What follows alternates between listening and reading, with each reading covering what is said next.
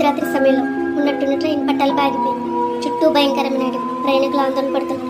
TC వచ్చి ఎవరు కంగారు పడకండి, నేను లోకో పైలట్ వద్దకు వెళ్ళి సమస్య తెలుసుకుని వస్తాను అని చెప్పి వెళ్ళాడు. ఇంతలో అందులో ఇద్దరు రవి, కిరణ్ ఫొటోస్ కొరకు ట్రైన్ దిగి, రవి నాకు మంచి ఎఫెక్ట్తో ఫోటో తీయి అని మొబైల్ ఇచ్చాడు. వెంటనే రవి ఫ్లాష్ ఆన్ చేయగానే కిరణ్ ఏదో ఇచ్చుకుపోయింది. రవి కంగారుగా ట్రైన్ వైపు పరిగెత్తాడు. మొబైల్ కింద పడి ఫ్లాష్ తన ఫేస్కి తగలడంతో రవిని ఇచ్చుకుపోయింది.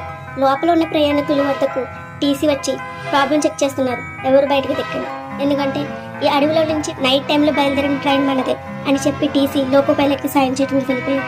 ఇంతలో ఒక ముసలాయన ఈ ట్రైన్ స్టేషన్లోకి కరెక్ట్ టైంకి వస్తే ఈ బాటిల్ లేకపోయినా అనుకున్నాడు.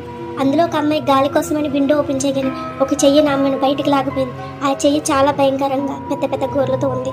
భయంతో విండో క్లోజ్ చేసి వెంటనే అందరూ కేకలు వేయడం మొదలుపెట్టారు. ఆరుపులకు ట్రైన్ పై ఉన్న ఆకారం ట్రైన్ బలంగా కొట్టడం మొదలుపెట్టింది. అందరూ భయంతో బయటకు పరుగులు తీశారు. ఆ వెలుతురికి బయటకు వస్తున్న ఒక్కొక్కరిని ఆకారం తింటుంది.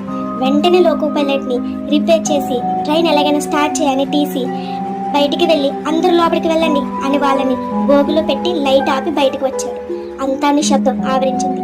టీసీ లోపలికి వచ్చి లోకో పైలట్ వద్ద ఉన్న లైట్ ఆపి డోర్ క్లోజ్ చేస్తుండగా వెంటనే లోకో పైలట్ ఏంటిది నాన్న అనగా టీసీ మీ అమ్మ కొను ఊపిరితో ఉండగా మాట ఇచ్చారా, నా ఊపిరి ఉన్నంత వరకు నీకేం కానివ్వనని అని చెప్పి బయట నుంచి డోర్ క్లోజ్ చేశాడు. వెంటనే మొబైల్ ఫ్లాష్ తీసుకుని ఆకారాన్ని పిలిచాడు. ఆకారం టీసీని 2 ముక్కలుగా చేస్తుండగా టీసీ ఆ మొబైల్ని దూరంగా విసిరేశాడు. ఆ ఆకారం టీసీ శరీరాన్ని పట్టుకుని వెళ్ళిపోయింది. ఆ దృశ్యం చూస్తూ వద్దు నాన్నా అని కేకలు వేస్తూ స్పృహ కోల్పోయాడు. ఉదయం అవుతున్నప్పటికీ కొంతమంది రైల్వే స్టేషన్ సిబ్బంది వచ్చారు. వాళ్ళకి ట్రైన్ ఆగిన వెంటనే ఇన్ఫర్మేషన్ వాళ్ళు వచ్చే టైంకి ఉదయం అయ్యింది. బ్రతికి ఉన్న మిగతా వారిని మీ మీద అటాక్ చేసింది ఏంటి అంటే ఎవ్వరు కూడా అదేంటో చీకట్లో మాకు తెలియలేదని సమాధానం చెప్పారు.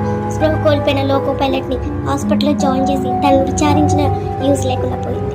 ఎందుకంటే అతను మతి స్థిమితం కోల్పోయాడు. చివరికి అది దెయ్యమా, పిశాచం, మృగమా, అడవి మనసు, అసలు అదేంటి? అదొక ప్రశ్నార్థకంగానే మిగిలిపోయింది.